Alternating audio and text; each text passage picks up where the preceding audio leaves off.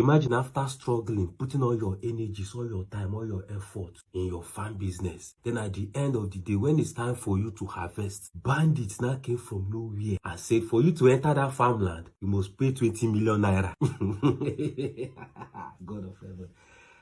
God, like, how do these guys reason? All these governors, this Katsina State governor, how you the reason say, then they hear this kind of thing inside your state? Now know they get shame. Farmer will suffer, do everything finish. Guy, when it's time for that farmer to go and harvest, bro, bandits go take over, give you terms and conditions. If you must enter this farmland, you must pay 20 million to harvest with you plant. Now the crazy part is they also had peace deal with these people. They promised that oh, from now on you guys are safe, we'll not disturb people anymore, no more kidnap, no more killing, no more extortion. See her now. At this point, Katsina State governor, I don't know your matter. Before we go hear this news, now state where they govern, you go don't hear them. So I'm asking, which measure are you taking now to make sure that all those farmers harvest their crops in peace? Or they should abandon their farmland for bandits to harvest them? Remember, without farmers, there will be no food. And without food, hungry go kill your state people. May person tell me say no be this man agenda be this.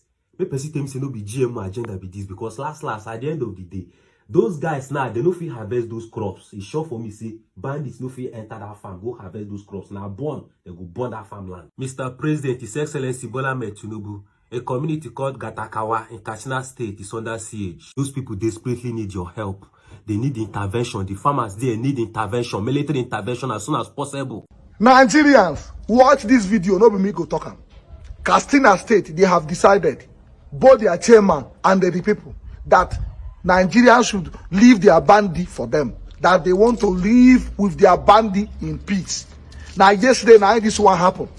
Watch the video, shouting, and don't stop shouting. They say, local nation, stop shouting. We love them. We want to live together with them. We want to sign peace accord with them. This is the video where they go sign them. The chairmans are there. Everybody there. They say they love it. They need the bandit. Say anytime they see them, then they shout, hey, hey. I want you to watch the video so that tomorrow now you send me video to post where I no post them. In Katsina State now, they have decided, they say, local nation, keep away your mouth from our bandit, they are our people. We want to live together with them. See their chairman where they sign. Even the soldiers should withdraw themselves. They have decided, they say, our bandit is our bandit. We are together forever. See the video.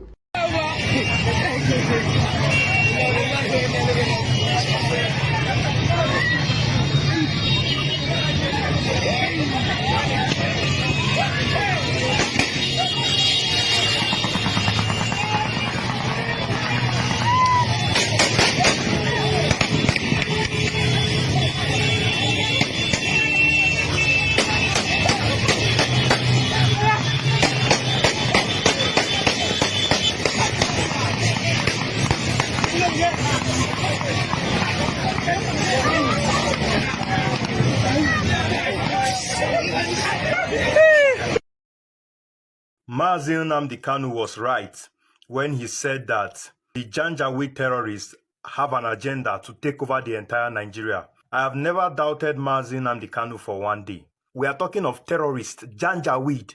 Do you know the ripple effect that will cause among the 36 states in Nigeria?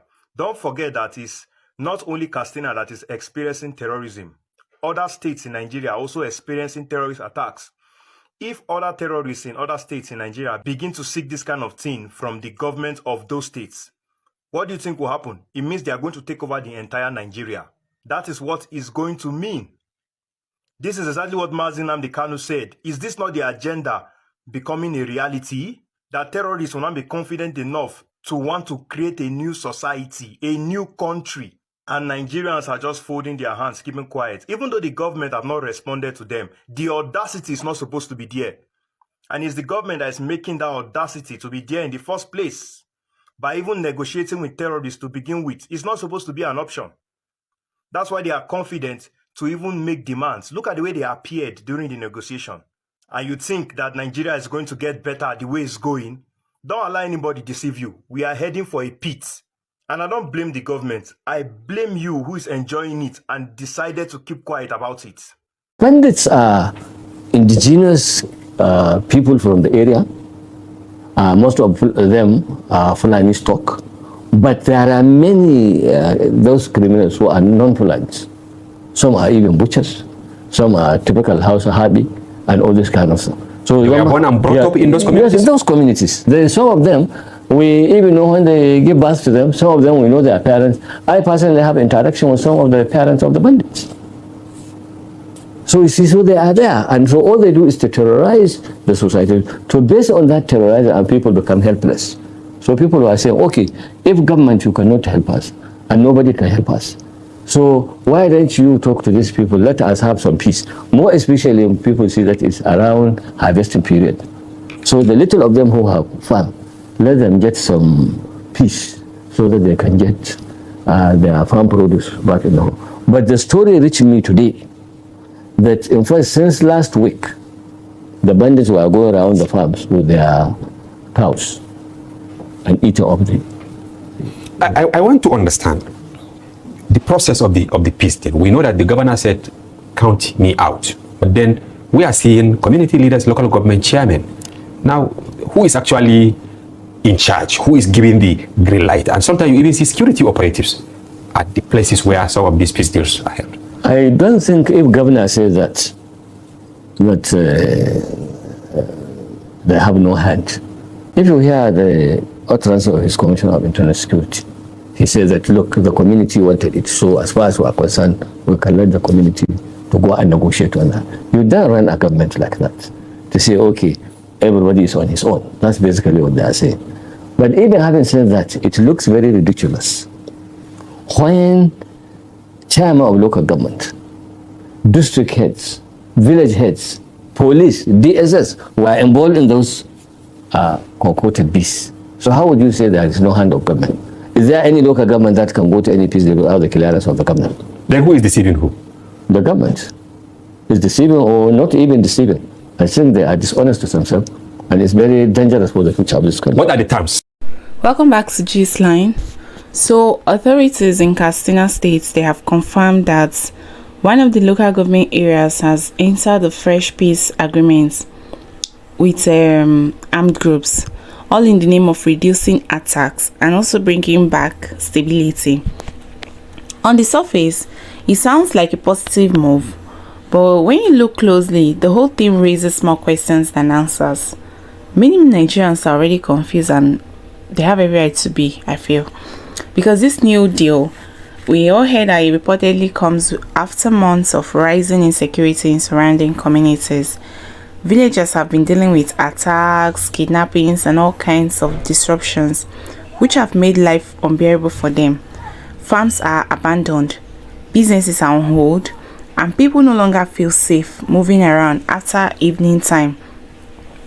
Instead of seeing a strong government response, what we are now hearing or seeing is people who have been terrorizing them are suddenly being invited to sit at a peace table. A short video that has been circulating online, which is what I'm playing right now, it shows motorcycles that are moving in groups through the area while the peace arrangement was being announced.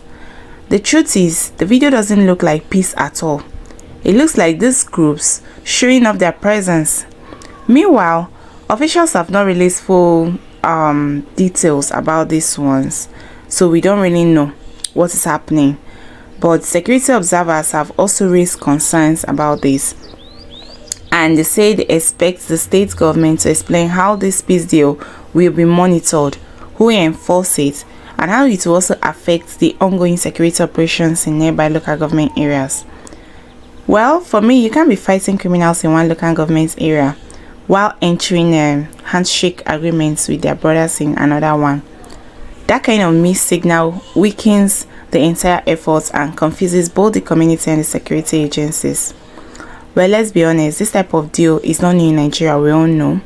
We've seen it in Zamfara, Kaduna, Niger, and other parts of the north.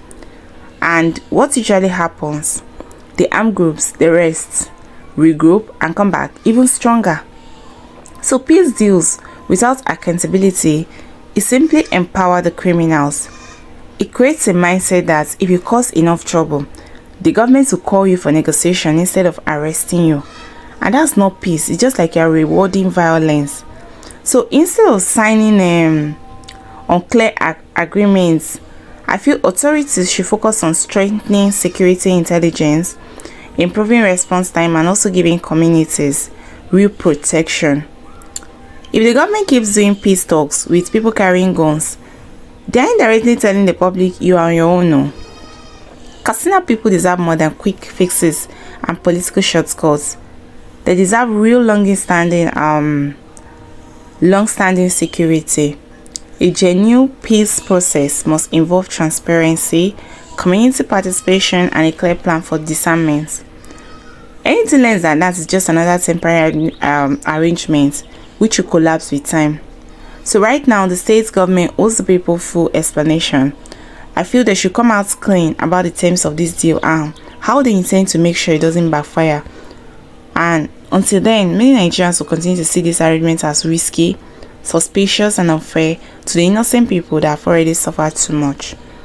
Well, what do you think about this? What do you think? Do you think that this peace deal they are about to sign or have signed, because we're not sure yet, is that the right way to go about this? Well, let me know what you think in the comment section. And if today is your first time joining my channel, please don't forget to like, share, and subscribe.